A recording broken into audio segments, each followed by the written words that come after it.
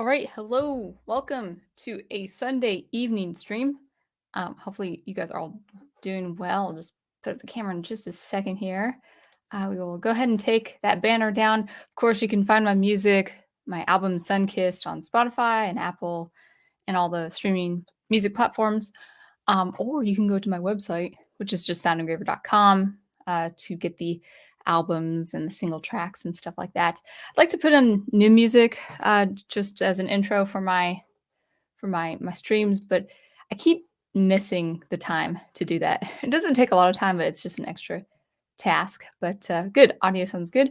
We'll go ahead and add the camera after one swig of water.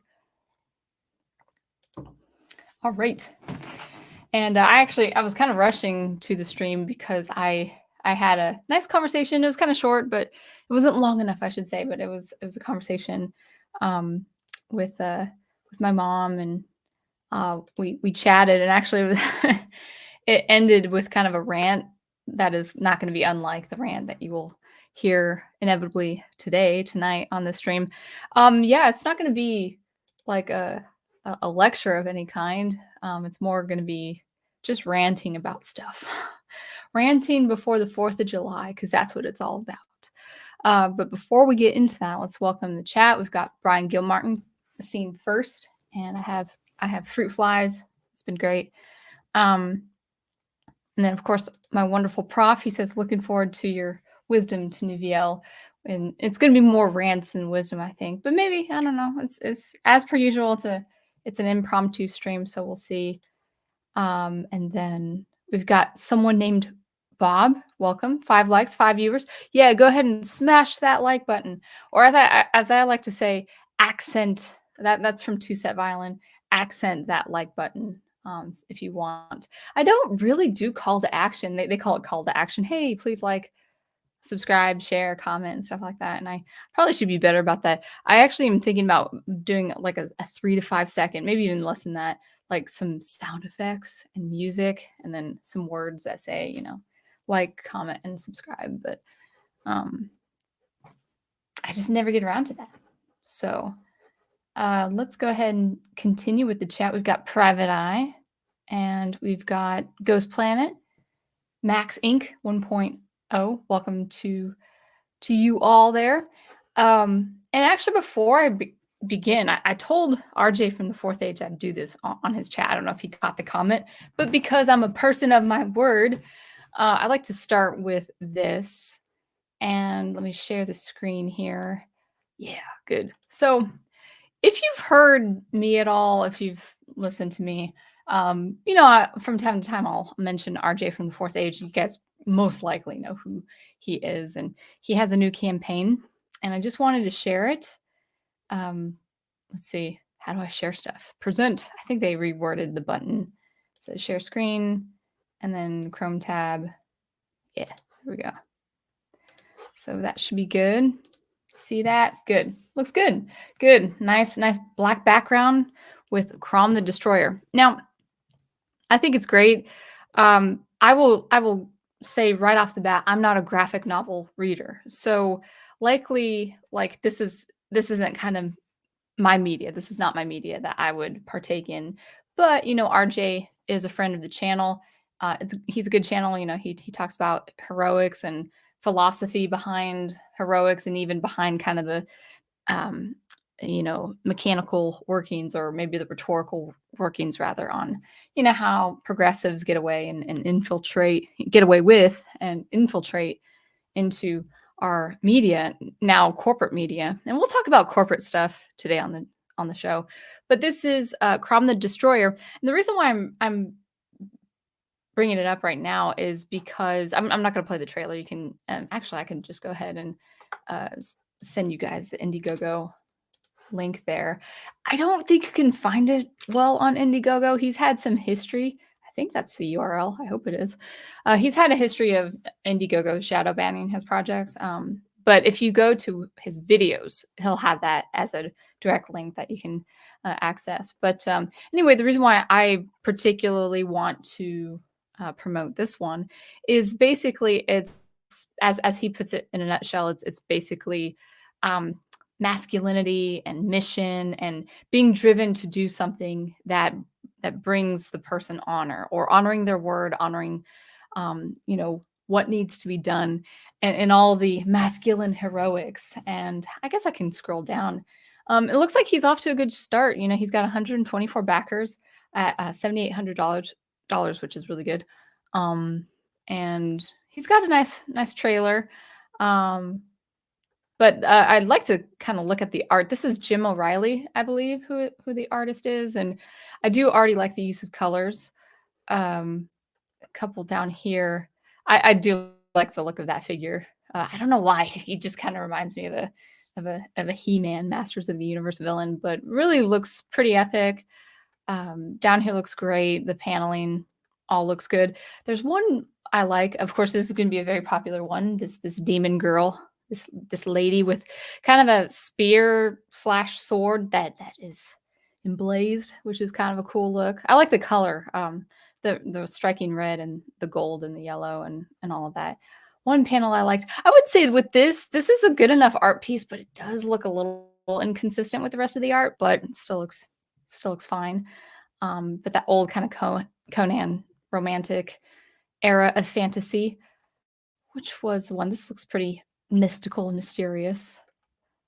And another artist, so it's a little bit it's a nice look.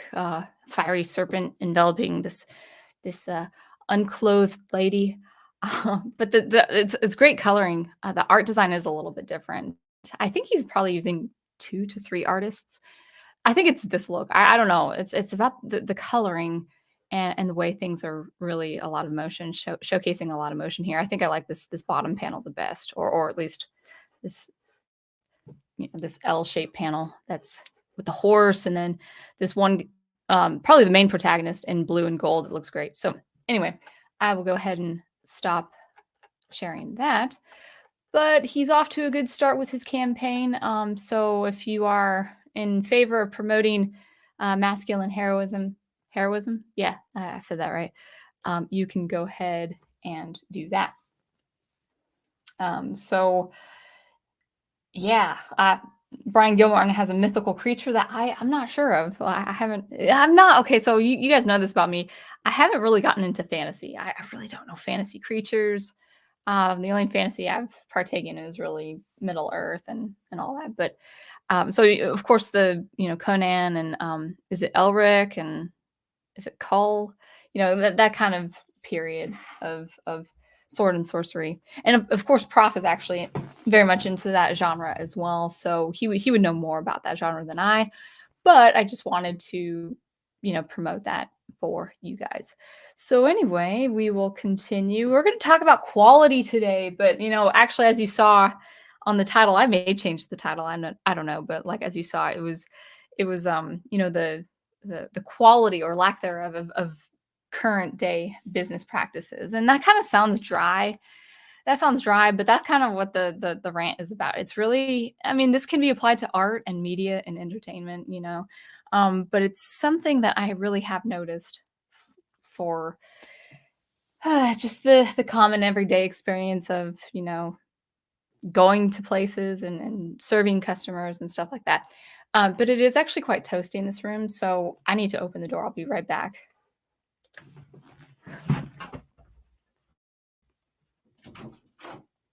All right.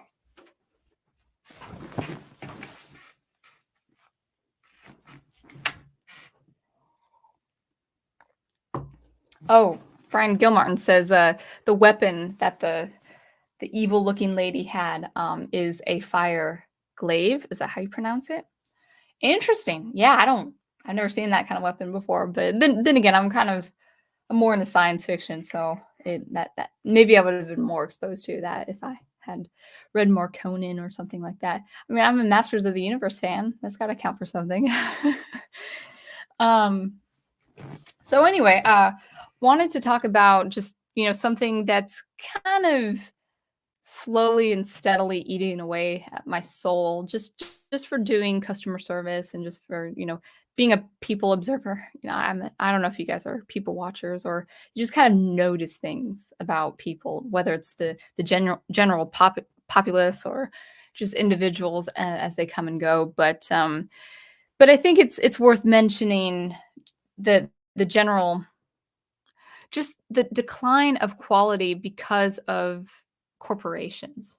And so obviously we've seen that with the likes of Disney, but it's also in the local sphere too. So without like revealing where I am locationally, uh, here on YouTube, in the public square, I will mention just kind of what I do as a as a person in customer service. But basically, I'll just start with a rant, and then we'll get into that. We'll get into the discussion.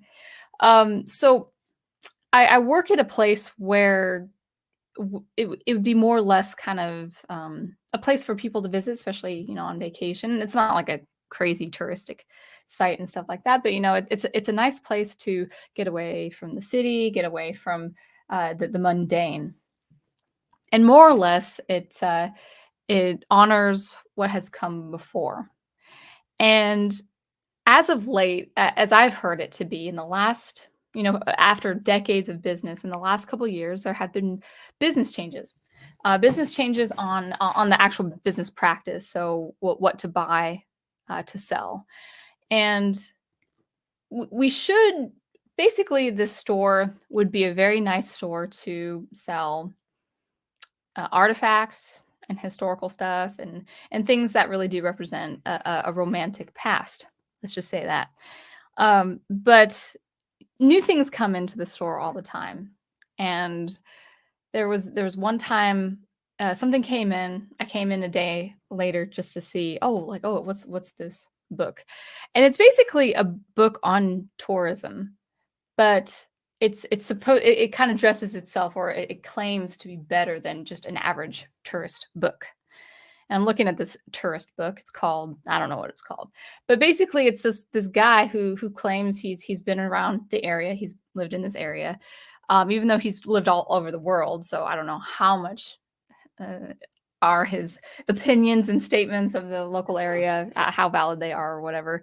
But basically, he said, well, instead of going online, and seeing what you can do in this area, well, just here's a book on a local person's take on where to visit and stuff like that. And the content was a little bad. It was really poor quality. The first thing is the sentence structure, the paragraphs were kind of bad. The topics could be very easily outdated in terms of businesses and where to go and the sites to see and stuff like that. It was very incomplete.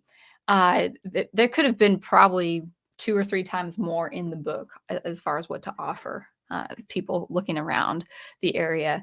But worst off was the quality of the paper, the quality of the page. This book had ink bleeding into the other side of the page. So if you open the book, you're just turning the page and you can see the ink kind of going into, you can see the backside, or you could see the lettering of the previous page.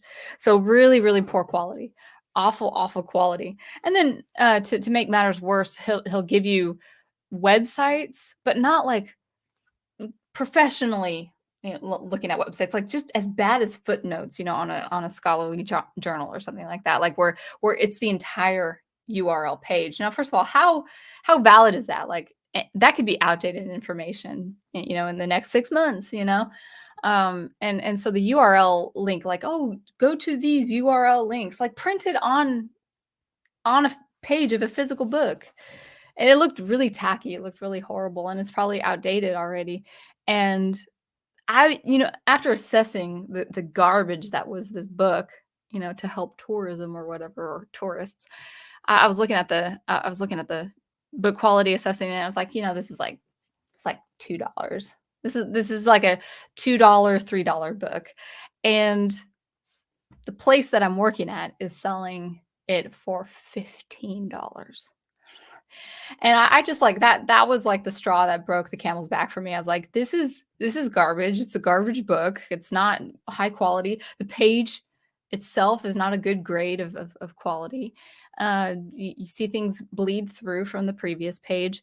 The URL links look terrible. Everything could probably be outdated. And then also, it's just not complete. It's not a complete book. It doesn't give you a lot of good information. And it's more an opinion of certain places and people and stuff like that. It was just all around a terrible, terrible book.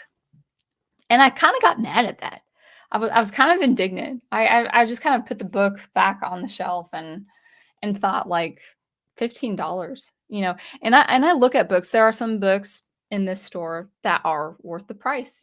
There's a book that I think, well, that'd be very interesting to read. It's a beautiful hardcover, nice illustrated cover, title. The format is right. The preface is right. Everything looks nice. It's bound in with a good binding. And I'm looking at it. I was like, it's an expensive book, but it's right that it's expensive. Like, okay, I would expect to pay X amount of dollars for this book. I would not expect to pay, 5 times, 6 times, 7 times the price of a low tier book. And this is just one of many, many examples at this place that I work at, where everything is overpriced, but everything is so cheap. And just kind of boiling down to this idea of kind of a corp I don't want to say corporatism. That's not the technical term. That's not the accurate term to use, but it's kind of this corporate, um I'm thinking of a word that would be perfect. It's a grip. I'm thinking of another good word for grip. It's got this kind of like this chokehold a little bit, this corporate chokehold on a place, or at a place rather, that should be quite endearing, enlightening, a pleasant place to be, a pleasant place to explore. Um, seeing treasures of that location and seeing treasures of the history of that location. That's what that store should be. But now, like with new management, basically, I hear something. Oh, I was just okay. I know what that is. I thought I was hearing me. Where was I? Uh, yeah. So this place where I'm at really should have all just kind of, it should be a treasure trove of the location basically, and it would wow visitors. It would really I think delight visitors. To have um, precious treasures that are locational, that are regional, that support local communities, that support local small businesses. And instead, we have really cheap items that we sell at a very high price. Like, I think, let's just be fair, an unfair price, whether that's the decision of the management getting those products, or maybe it's the business decision of this, for instance, this author. Maybe this author thought, well, I could sell it for $2 or I could sell it for $7 or something like that. And he made a bad kind of he didn't that lack of discretion on how much something is worth. So that's what I've been seeing. I've been seeing, how cheap certain things are and how much we are overpricing these. And things that you can actually get at other locations. There's nothing really special about a lot of the products that we sell, and it ought to be, based on the location, it ought to be, as I just described before, it should be a treasure trove, a special place that you can't otherwise get to in your own city or in your own state, like something that is actually unique to the location. But instead, recent management really wants to just, I think the prof described it as kitschy. It's basically, let's have like this cute eclectic store that pretty much is like any other cute eclectic store that you can get. Now, the actual building itself is nice, but and it's unique on its own, but it's that is my rant, that we are selling cheap things overpriced. I do hear I hear something. I think it's my fridge. Anyway, so that is my rant, and maybe we can discuss a couple things in the chat. I don't expect this to be a long stream, but that's what I wanted. Oh well, actually, there is a little bit more to that. So that was the first part. The second part is people know, like when they come into the place and I'm serving them as an associate and answering their questions, people kind of have this look about them, like they have an expression on their face, and maybe it's a little twinkle in their eyes, and they kind of they ask me, hey, what's local, what's a trinket I could buy that's from here, like from this location. And I'm like, um you can buy handmade chocolate from this region here. You can buy some soap from this very nearby city here, and that's pretty much it. There's no trinkets that people can actually, like little heirlooms that they can give to their children and grandchildren, having traveled or something. There's nothing locationally special, and even things that are locationally special, they're getting diminished and they're getting brushed aside. It's just all about how much can I make on these items. Some businesses are worth it. There are some things that we sell where like, oh, that's good to support that local business. But then there are just things like, oh, do you really have to have this? So people in general, I'm seeing, like, people that I've never met, I will never see again. People do say, and whether they say it in their own words or in their body language, they want something special that they can't get anywhere else, but they can get here. And it's actually been, I don't know, like it's actually been a problem, a struggle for the manager to um, get specific items about the specific place. And then finally, when we do get the specific items about the with the specific place, the material is so cheap. It's so cheap. There was another thing of materials. It has the place's logo on it, and it was like a coffee mug made from China. And getting chipped at the end because the paint is so cheap. It's like, wow, this is so cheap.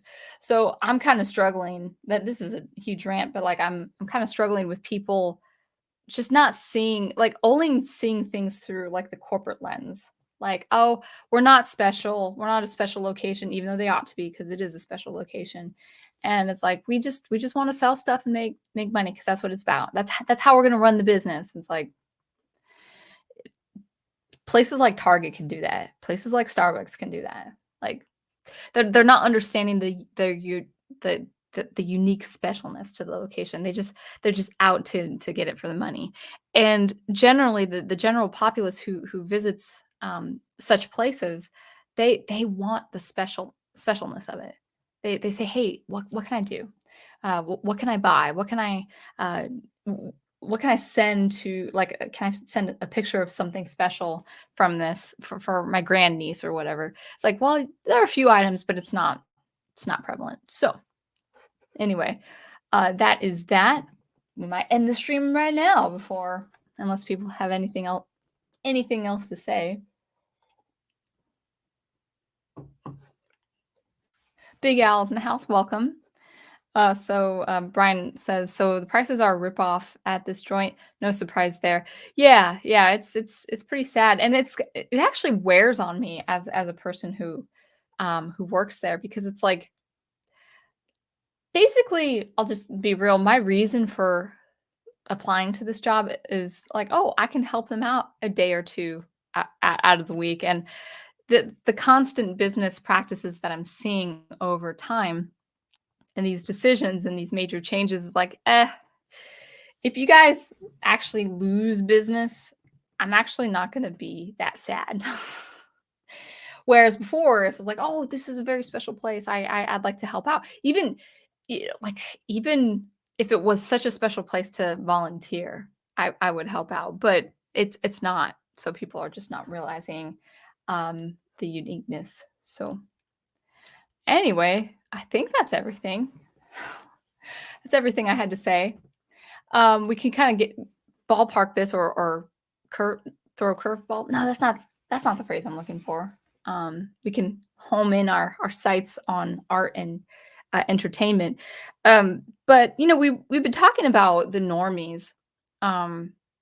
Even Professor Geek talks about how normies are losing interest in the bad art and the bad films, that are just spoiling and ruining our culture at large. Really, it's so prevalent. Like just the bad quality, we expect it to be bad, and the normies are losing interest. The whole steam. Losing steam with Marvel. Like I haven't really been paying attention to what other channels have been saying, but like what's Marvel? It's like, are new shows getting the same traction? I don't think so, and I think it's because normies have lost interest. They're going to go into something that is a lot more engaging, that fills their time, that gives them a lot of pleasure and resonates with them. Whereas some people are just kind of having that chokehold for something like Marvel. Um, and I was kind of talking. I was kind of ranting all this, on the phone with my mom, and I don't think, and I think this is true of entertainment and art in general. I don't think we have long. I mean, long. This is a relative term. I don't think we have long before the corporations will actually start losing business, and I mean substantially losing business, whether it's a certain location like a store that can have better business practices, answer to people, because people really, like, customers say, we're probably not going to come back here anymore. It was just so much more wonderful 20 years ago, that kind of idea. Like, when you're like, "Oh, it's a cute place, it's a nice place, but I can go here in 5 other states or maybe every other state." Well, I think that kinda attitude is coming with the corporations for media. You know, Professor Geek was talking about on his stream last night, or maybe it was a comment or so, saying, um, I just lost my train of thought. Let's see. Well, talking about well, lost my train of thought. We'll definitely, get that idea back, but we can read what Brian Martin says. It's good that people are saying no to the garbage Holly Weird has been putting out. Nerds have no excuse not to do likewise. Yeah, it's true. Um, oh, but I haven't retained my lost train of thought. Um, Dang, I'm losing a series of trains of thought. Would be trains of thought or a train of thoughts. Anyway, you guys have to say something in the chat because I'll have to think. It's hot. It's like 90 degrees outside, so it's probably I do feel a little listless. I was hanging out outside for about an hour, and my brain is kind of frying. Um, but before anything else, I did want to say I do believe it's not going to be long before everything in the corporatism or the corporate practices will lose steam. I now what is long? Okay, I'm gonna give it like 8 to 10 years. I think 2030 is going to be, or at least sometime after 2030, within that decade. I think there's going to be something lost for probably for the better. Like so let's say this specific location I'm at, let's say their business decisions just keeps getting stale and it's lost on people. People are not interested. They're losing. It's like, well, yeah, it's I guess it's a good gift shop, or I guess it's good food or whatever like that, but it's not special. And people lose interest and I think over time we're going to see businesses, whether small or large, like the major media businesses, I think they're going to lose so much steam where they cannot output the garbage they they have been for the last 10 years. That's what I was thinking with Professor Geek. I think someone was kind of commenting in the chat that they I think he was mentioning that people are really delighting now how things are flopping so hard. Like, "Oh my gosh, this is gonna be a really bad flop, guys. This isn't gonna make a lot of money." It's like you can like companies can only do that for so long. I don't care how big the business is. Disney's got its theme parks, and that's pretty much the one thing that's keeping them afloat as far as business, even if that's probably not the case anymore. But every single Disney film or at least a plethora of Disney films in the last few years have just seen box office bombs time and time again. They're putting so much more money than they're receiving into these projects. And I don't care what people think about globalism or what people think like they're being supported by ESG, whatever that case is.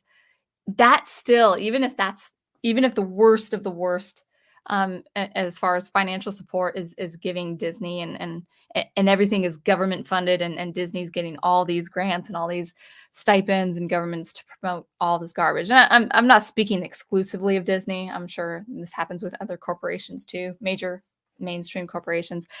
That is only going to last for a number of years before people realize, even in the ivory towers, before they realize it's like, guys, we're putting in all this money but no one's invested in it, no one's listening to us, because like you can only put so much money in a project before people say, well, they're not tuning in, they're not actually listening to us. How can we, like, dare I say, indoctrinate the world if they refuse to listen to us? And so that, I think, is going to be in the next 5 to 10 years where the output is going to get less and less. So right now it is like summertime. Well, yeah, it's the literal summertime, but right now it is the summertime of garbage content, and YouTubers and commentators and news outlets, they are feeding on the failures of Disney, and they're like, yeah, this is great. It's like I'm getting this impression that people want this to keep happening indefinitely, and I don't think that's going to happen. I don't think that, I mean, even down to the local sphere where I am, where I see customers say, "It's not what it was. We may come back, we might not." You know, I think that's gonna be the same on a global scale or on the mainstream scale. So, but, there is some there's something to be said. I think, like, people say, "Disney's it's flop after flop. This is great. They're failing so hard." It's like, well, and then it's gonna get a lot more so I hope, let's see, what is it, 2023? I think 2028, getting, like, into 2027, 28, 29, 2030, I think we're gonna face a drought with the major franchise films. If not by then, at least in the next 20 years, and I'm looking forward to it. People say, "Well, no, they can't die." It's like, you you've lobotomized that thoroughbred, okay? It's like, That's my racing horse." It's like, "No, it's a zombified horse. It's dead, and you just, like, put some, like, electroshock apparatuses and just shock that thing to some existence, but it's not what it was. It's not your horse. It's like you're flogging a dead horse." And even the likes of Disney can't do that indefinitely. They can't do that forever. They can't go on and on forever. Now, it is up to the fans to fan that flame, I would say fan that flame of irrelevance. The more people just kind of complain about all these all these things, it's like, well, you could kill it a lot quicker. You can kill the nonsense and the garbage a lot quicker if you, I don't know, maybe dedicated your YouTube channel to something else. I've been having I've had more fun, at least more personal enrichment, I should say, kind of exploring sci-fi and talking about sci-fi. I don't get nearly the views I would get for something like Star Wars or Star Wars content, but it's like there's more personal enrichment. Like it's actually more personally enriching to just tell people, "Hey, talk about these short stories." I mean, sometimes even if I get very few views on science fiction, and more science fiction content will come for sure, I'll get these really nice comments. I'll get someone like someone in their 70s, for instance, say, I have not read this book in like 40 years, and I want to pick it back up." It's like, wow, that's pretty cool. So anyway, yeah, as Professor Geek says, Stargate SG-1 is way more fun.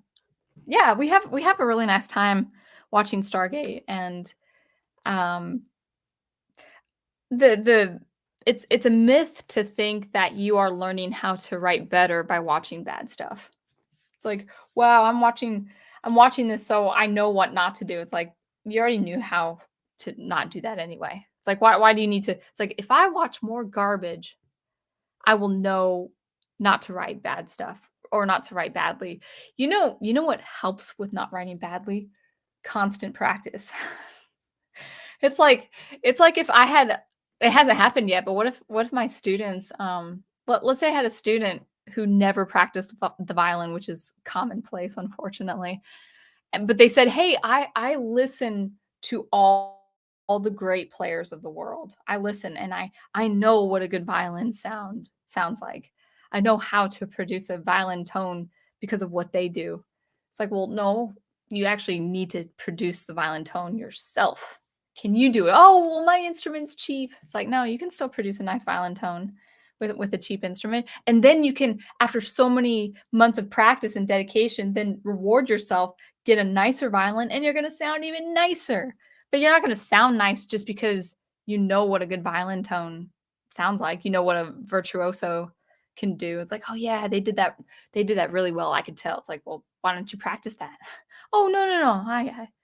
I know what a good violin tone sounds like, even though I can't produce a good violin tone." That's the same thing. It's like, I know, like, not how to write badly because of all the bad stuff I've seen. It's like, well, have you written anything? No. Well, how do you know then you're not gonna write badly? Chances are you are. And practice is going to be better. Anyway, quality is king. Peloton is Aloise and Peloton, and I think that was everyone knew. A good storyteller can make a walk in the park fascinating, though not the first time they tell it. Yeah, I mean, shoot, I started writing since 2012. It was like the winter of 2012.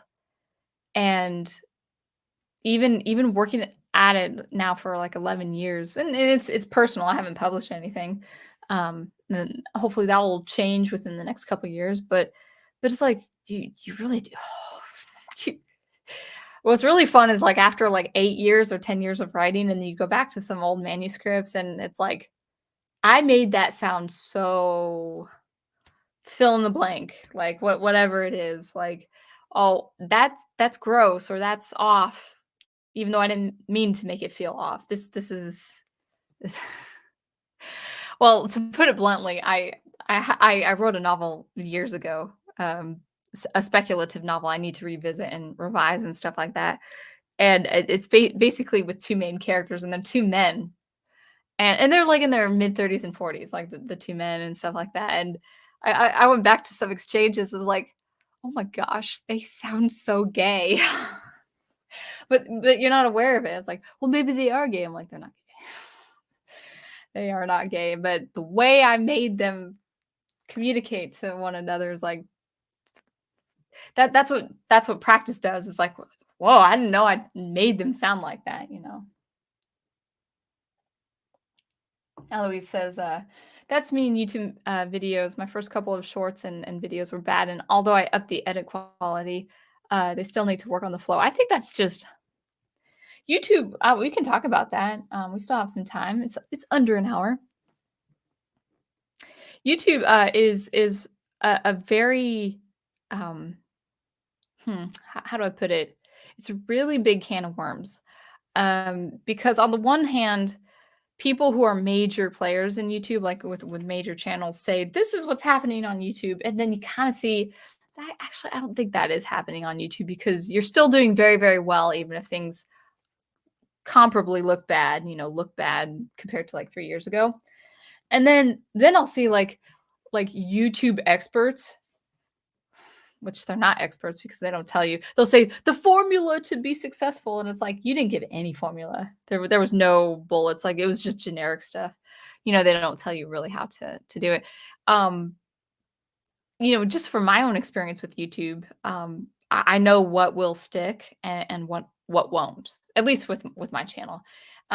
Music, original music, sound experimentation, those get the most views for my channel, but they aren't. I mean that's not really saying much, because I have like one or two evergreen, they call it evergreen content, where like it just keeps racking up views indefinitely, which is awesome. But that's like 2 videos out of like 470 videos I've done, and I'd like to do more stuff like that, but that was just on a whim. I usually make videos on a whim. And when you make videos on a whim, you're not going to get the views. Thumbnails are important. Topics are important. But actually, I'm going to say one thing, and I don't know if this is true for you, Aloise, but a lot of people do complain about not getting enough views or subscribers on YouTube.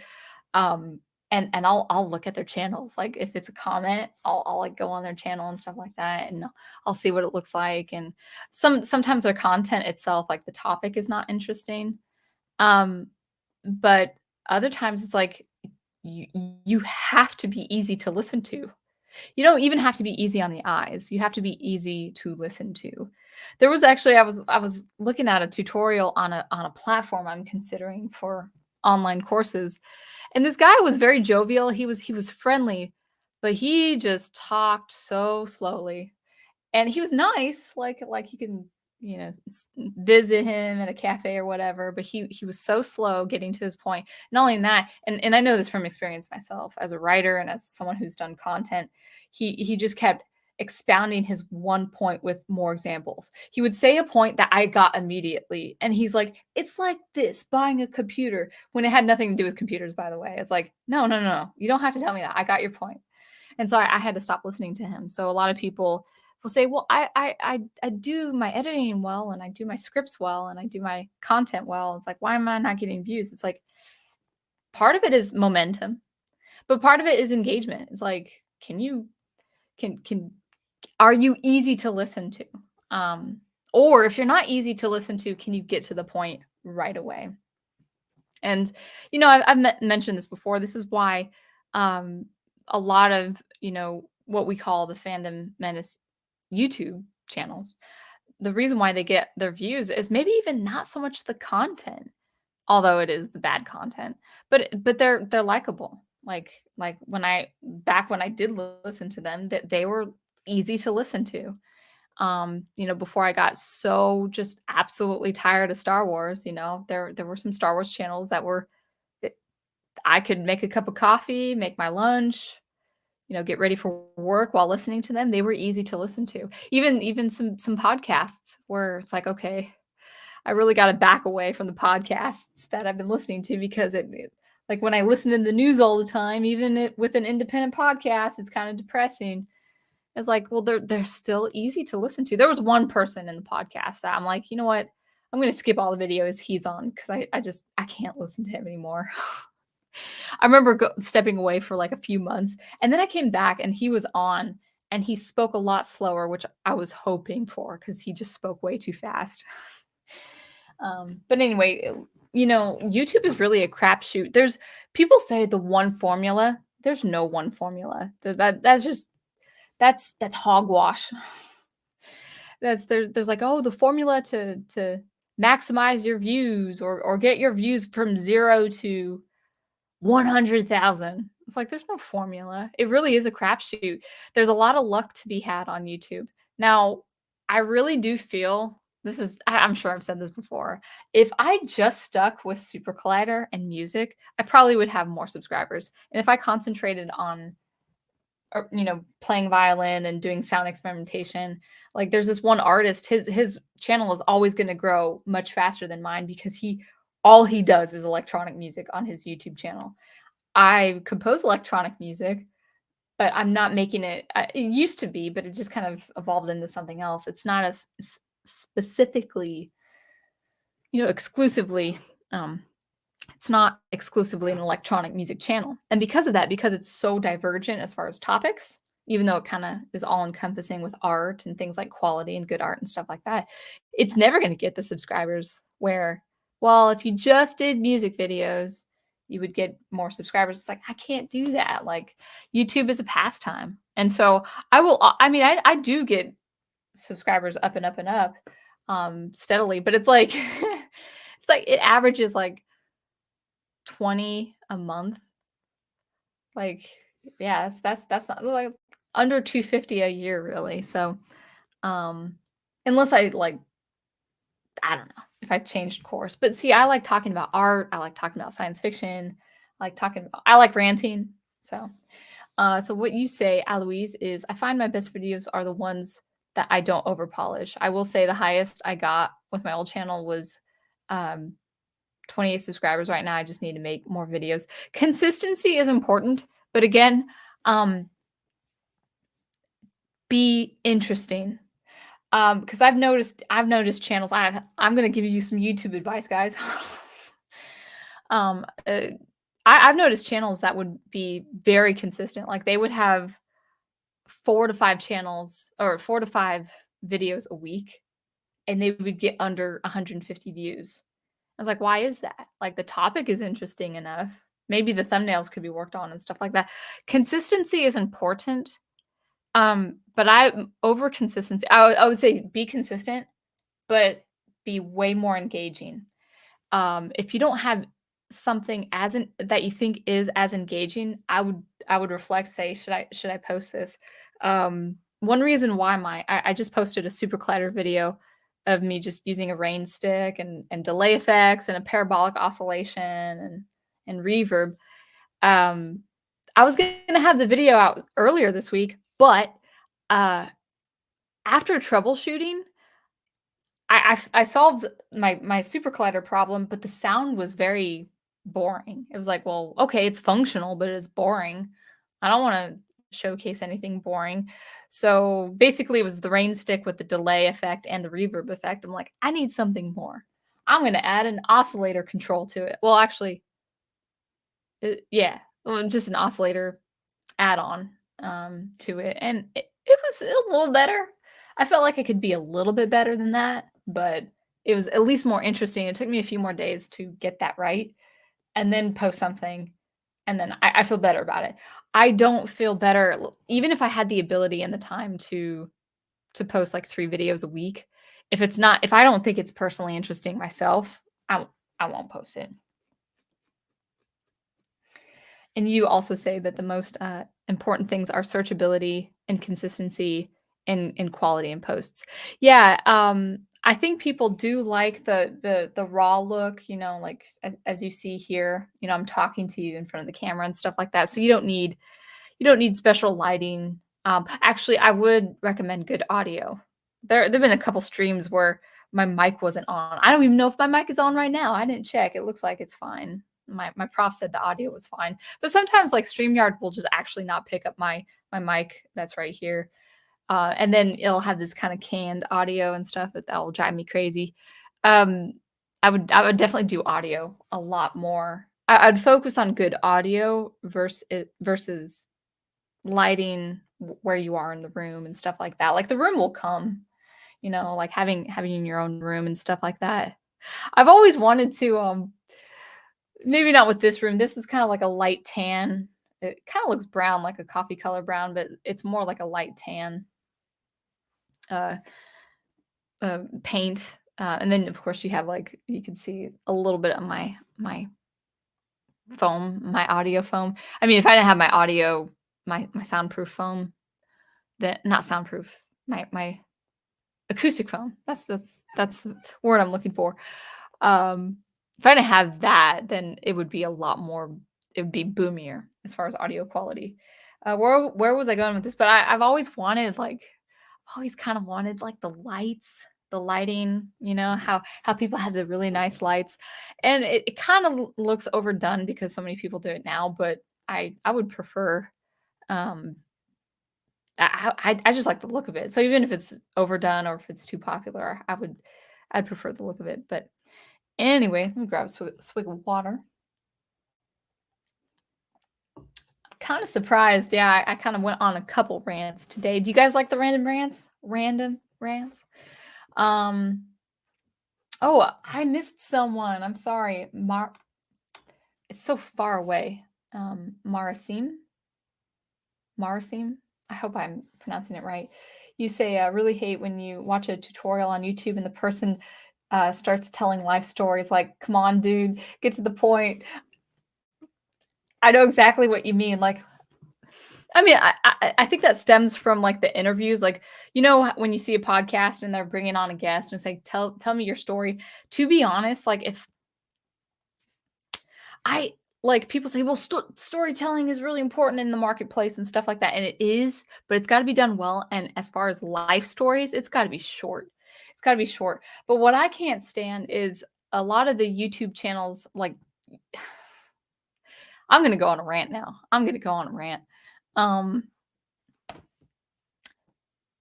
when you're building your channel, the temptation is, and I'm not saying you shouldn't, you should avoid. I'm not saying you should avoid this. Go ahead and look at content.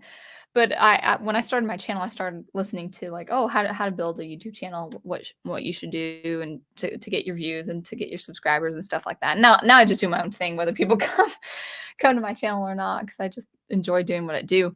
But channels today now, like channel YouTube experts, they don't have it figured out. They say they do. They have. Okay, here's the bottom line. The YouTube channels and the YouTube videos that make the most views regarding YouTube content is for the beginner, like how to grow your view count from 0 to 200,000, or how to maximize your views. 0 views, what to do, and then or like you what to do when you first start your YouTube channel. Um 10 things I wish I knew when I started my channel. Like it's all these like all these like how to make the best YouTube content. And when you listen to these videos, granted some points might be good, but on the whole, their language is mostly the same. It's like here's the formula guys to get your shorts, get your views up on shorts, or here's the formula to maximize your business. And I'm like, you didn't tell me anything. Like you spent 45 minutes like just telling me nothing. And I'm only listening to this video because I thought you had something that I could use, and I was working on something else, so I was half listening. But these channels that don't give good information, they sell their channel by saying, "Hey, I want to help you who's starting your channel." So the channel can have like let's say some of these channels can have like over 500,000 subscribers. But chances are they are not returning subscribers because they either are continuing their own YouTube venture or adventure, or they stopped altogether. There are a lot of people who quit because they like, well, I tried doing what you told me to do. Whether the YouTube channel is way too hard for them, or it's like I had everything down. I had the scripts, I had the editing, I was being authentic, for goodness sake. People say you got to be authentic. Now I'm authentic right now. Like I'm talking to you like I would be talking to you at a store right now. But so I am authentic. I'm not saying don't be you, don't be fake or anything. But sometimes like people, the truth hurts. Sometimes people who are authentic, they're not easy to listen to. Like these YouTube channels are saying you got to be authentic instead of saying be authentic but also be easy to listen to, be engaging. It's like, oh no, you'll do fine if you're just authentic. It's like, well, what if the person has a boring personality? Or what if the person isn't used to public speaking? It's like, well, I'd like to start YouTube, but I don't know how to talk. I mean, it's kind of interesting. I didn't know this like until like year one. I thought I would be much easier with no face and no camera like this and just audio. But when I record my thoughts on audio, like I think I did that with some of my Star Wars content a few years back. And yeah, I edited it down to where it had a nice flow to it. But it's very hard for me to record my thoughts when I see Logic Pro, the audio to scroll. It's easier to record my thoughts if like I'm talking about it to you, like camera and over in the chat. And Brian is absolutely right. Being authentic does not guarantee an audience. And the winds are going to change. That's the thing, is like right now the most popular things on YouTube are the channels that say how to be successful in business, like the how-tos for business and marketing. Actually, it's kind of fun. Oh, I'm sorry. I'm going on a rant now. All these things just churning up in my brain. These YouTube creators, these content creators for like the YouTube market, they used to say, because I used to listen to them like a few years back. They used to say, be very good at what you do with the topic you're interested in, and focus on that. And I think that's true. Actually, do the best you can on the topic you're most interested in, and focus on that.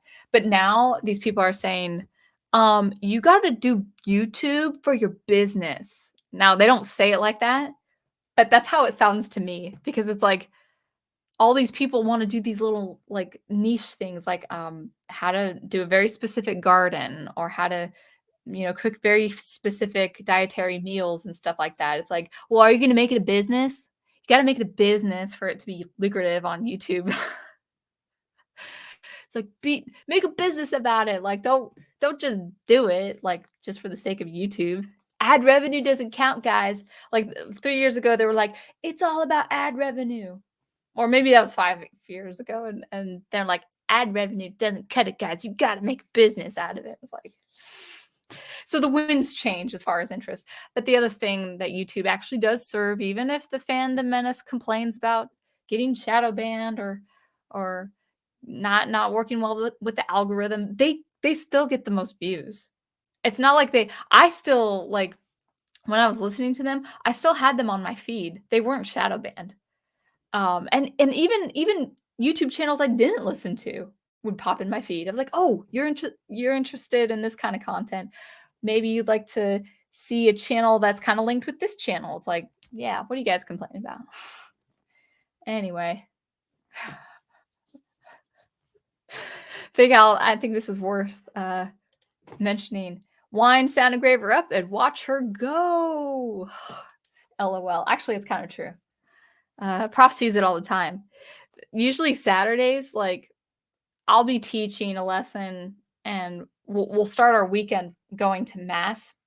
And I'm just by myself. And then I haven't seen Prof for like a day or two, because he has his daughter and sometimes I'm working. So sometimes we'll miss each other, like spending evenings together and stuff like that. And so Saturday, sometimes like when I'm in the car, sometimes I'm quiet, sometimes I'm tired, but then I go, shoo. So I'm like 0 to 60 as far as talking. Yeah, that's what it is. Like if I have coffee, yeah, isn't we have a trip with Alyssa every month, and I think after I have coffee, like my second cup of coffee, I'm like on fire. But anyway, yeah, hopefully, oh, excuse me. I need a swig of water. Um, Hopefully that made sense. That was a really short rant. It had nothing to do with a Mercedes Benz, that red car, but just kind of as a recap. I'm not leaving the stream anytime soon, but it is date night too, so gotta get ready for that.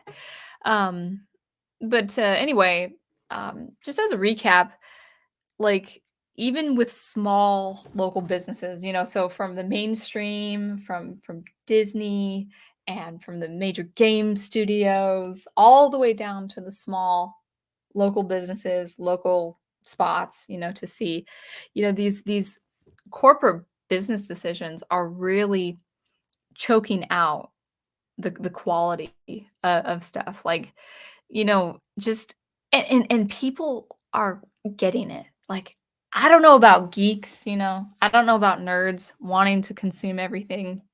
But as far as the normal everyday person or the populace, there's this there's this look in their expression, the lack of interest in the stuff like that the management gets, like, oh, let's sell this at a very high price. There's this kind of like almost an eye roll about the general population, just kind of saying, it's cool location, but like these items are stupid looking, or they're cheap, or they're expensive. Some of the stuff is like way too overpriced. There was this like one sweatshirt I saw, and it's an ugly sweatshirt. It wasn't even a nice color. It was like this kind of generic white with little gray stripes and stuff like that. And there was one left, and I looked at the price, and I'm like, $50 for a cheap looking sweatshirt? Like $50. Like it took, I don't even think it took $8 to make that sweatshirt.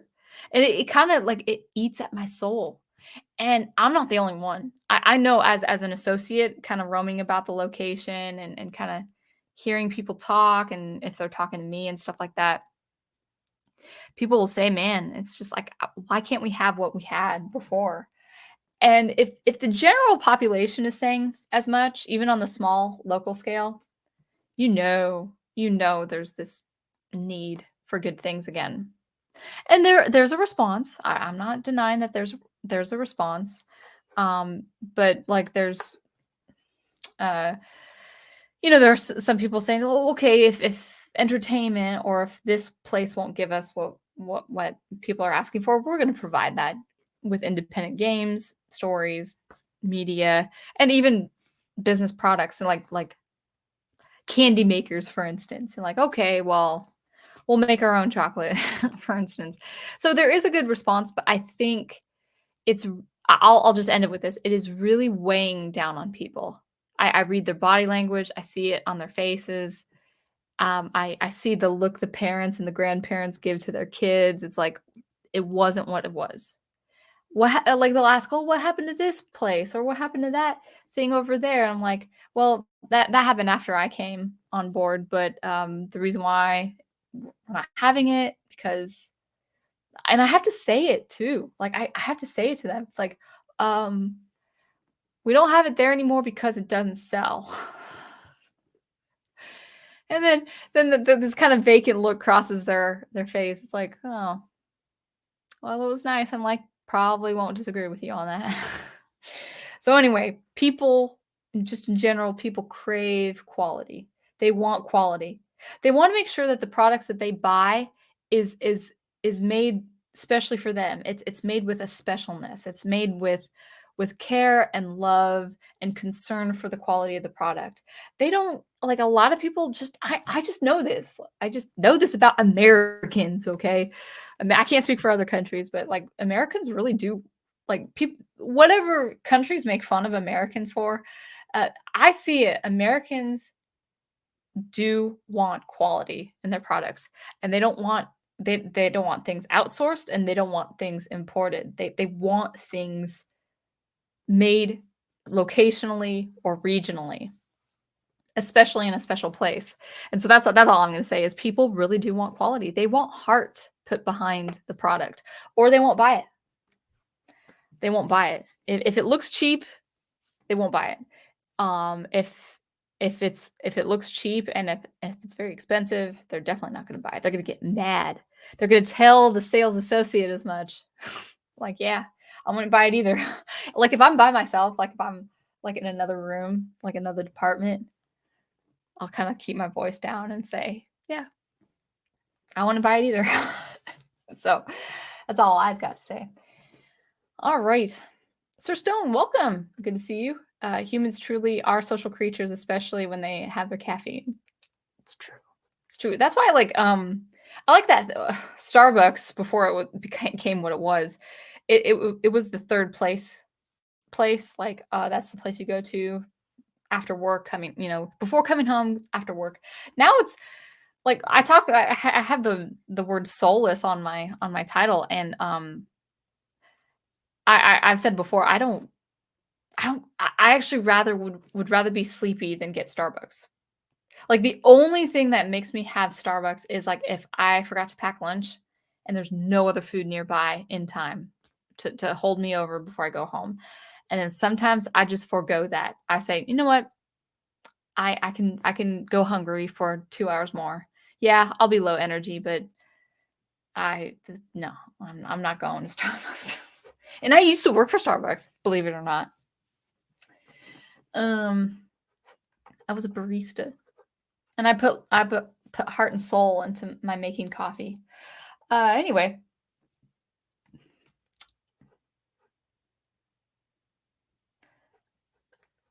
Private Eye says, like Krusty said in The Simpsons, this isn't art, it's business, and then proceed to mandate the creation of Poochie. That's funny.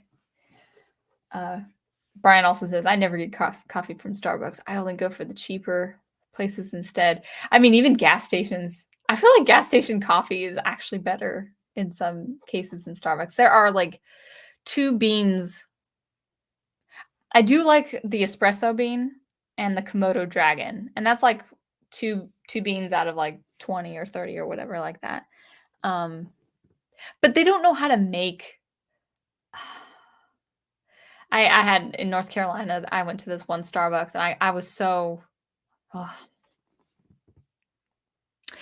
A barista got upset with me being impatient with her for not getting my coffee.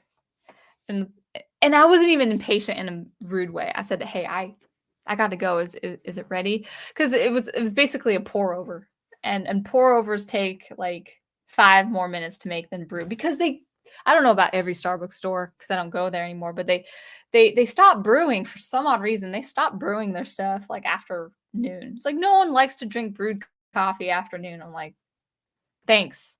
Well, we could do a pour over. I'm like, okay, do a pour over. It's gonna take 5 minutes, fine. And then like 10 minutes later, I'm like, hey, there was no one there. Like they were just talking. And my pour over was getting ready. And I was kind of eyeing the pour over, eyeing them, and then I'm like, hey, I think the pour over's ready. And then the lady looked indignant. Like the barista looked indignant. She gives me the pour over, and the cup lid is all messy and stuff. It's gross. And I'm like, thank you. And you know what she did to me? She did this. And I'm like, nah, not again. Never again will I go to Starbucks. Anyway, so it is past the hour mark, and I think I will get ready for date night. We are going to have quality pizza and quality time with Stargate SG1 and some Batman animated series, and maybe some quality game time. I'm playing Donkey Kong 64 over there, and it's that's gonna be a rant. I used to like Donkey Kong 64, and I like a lot of the game, but there's just so many problems with that game. But then I'll be watching my prof play Knights of the Old Republic 2, and I've been enjoying that as well. Anyway, so what else before I wrap it up? I think I can't promise you guys content unless it's streaming within the next week or so. I've just been busy with stuff, but I've also just when I don't focus on YouTube, I spend a lot more time on things like SuperCollider and science fiction and all that stuff. I would like to do a little bit more experimentation with SuperCollider, but I can't really guarantee that. But just kind of be on the lookout. We'll see. But if anything, we'll definitely stream next week. But of course, as I always say, until I see you next. Let me say that again. Until I see you next, keep producing, preserving, and or promoting that good art that you love. Hi, Fotis. And I'll see you later.